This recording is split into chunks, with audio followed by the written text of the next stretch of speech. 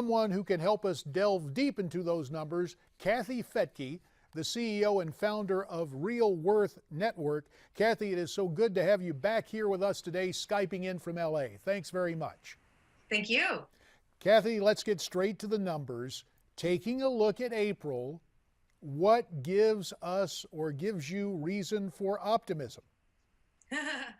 Well, we're moving into spring and the weather's warmer. People are more in the mood to buy real estate, and mood has a lot to do with it.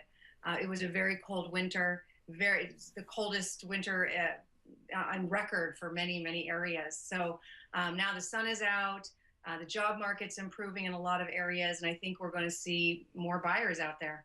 Now, in terms of these housing numbers, forgive me, I readily admit my partisan suspicions, but we see so many numbers emanate from Washington that appear that the accounting, after you get a couple of weeks past the numbers, you take a look and you go, oh, wait a minute, this seemed to come from the vote counting division in Chicago, Cook County, rather than the real numbers. But you believe this is on the level in terms of the improvement.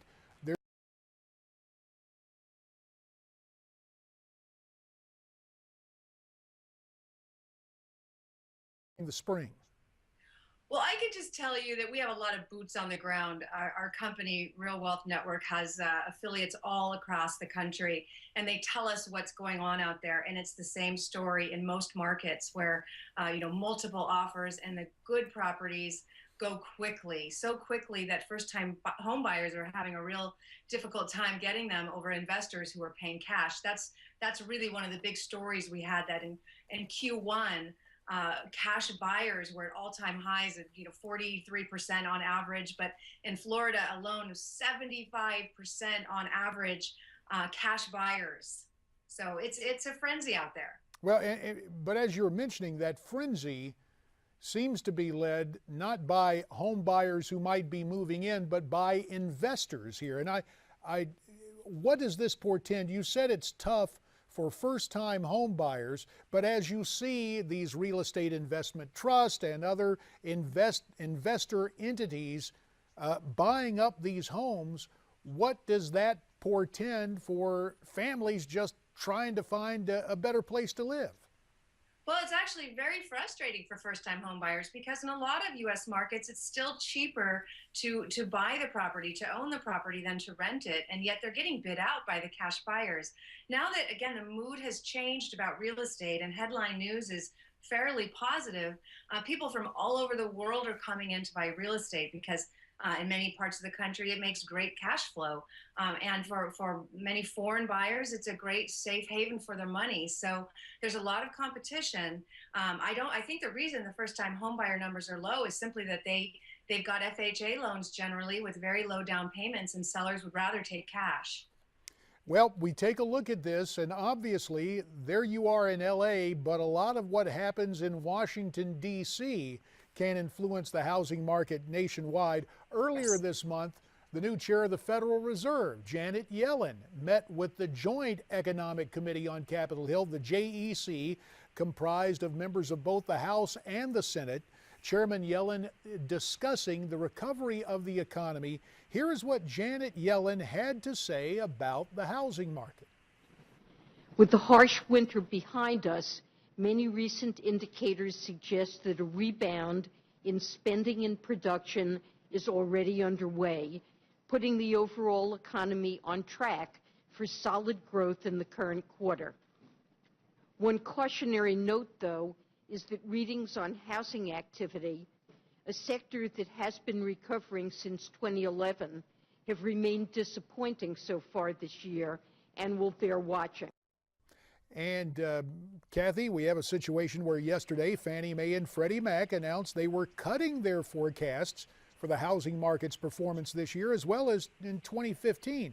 Doug Duncan is Fannie's chief economist, and he said that those figures were downgraded due to a, quote, lackluster sales picture. So you have that from Fannie and Freddie, yet we hear from you, Kathy, and obviously your Real Worth Network has affiliates nationwide, but especially in the Southern California market, you mentioned foreign buyers, we're hearing about a lot of Chinese buyers from the People's Republic, the nouveau riche in their Marshall markets, if you will, coming stateside to buy homes and actually moving to Southern California.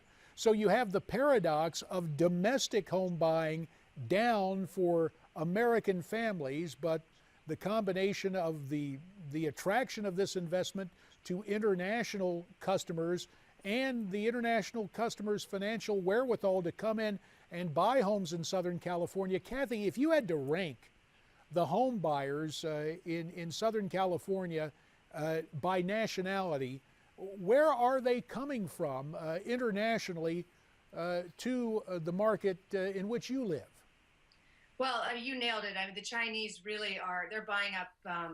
There's certain cities in Southern California where it's 80% Chinese buyers.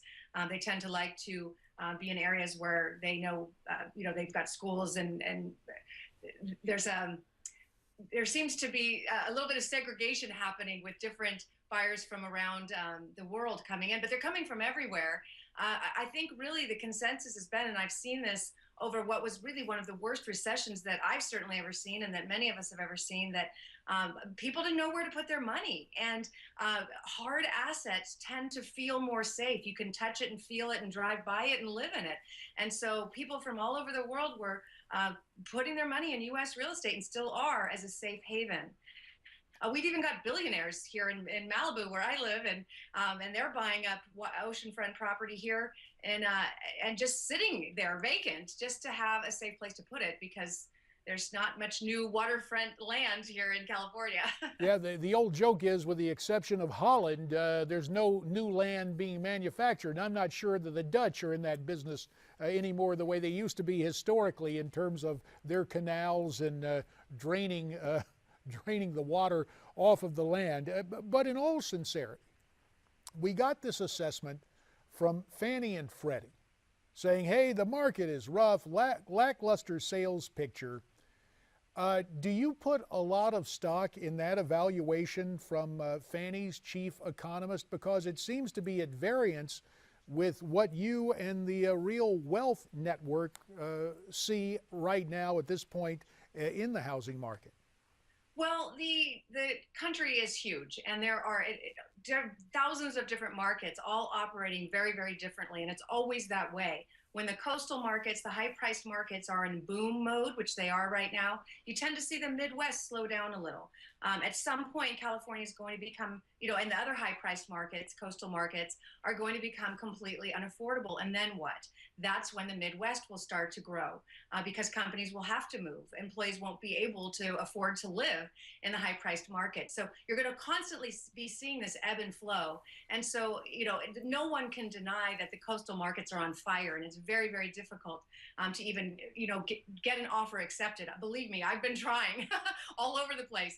Very, very difficult. But when you go to the Midwest, you're going to have a lot more choice, and that's where we're buying, because we like to, a smart investor is going to go where there's not competition, where you can have a lot of different opportunities and have those properties cash flow. And companies are going to see the same thing. If those cities that are generous to corporations and give tax credits, companies will move there, just like happened in Texas.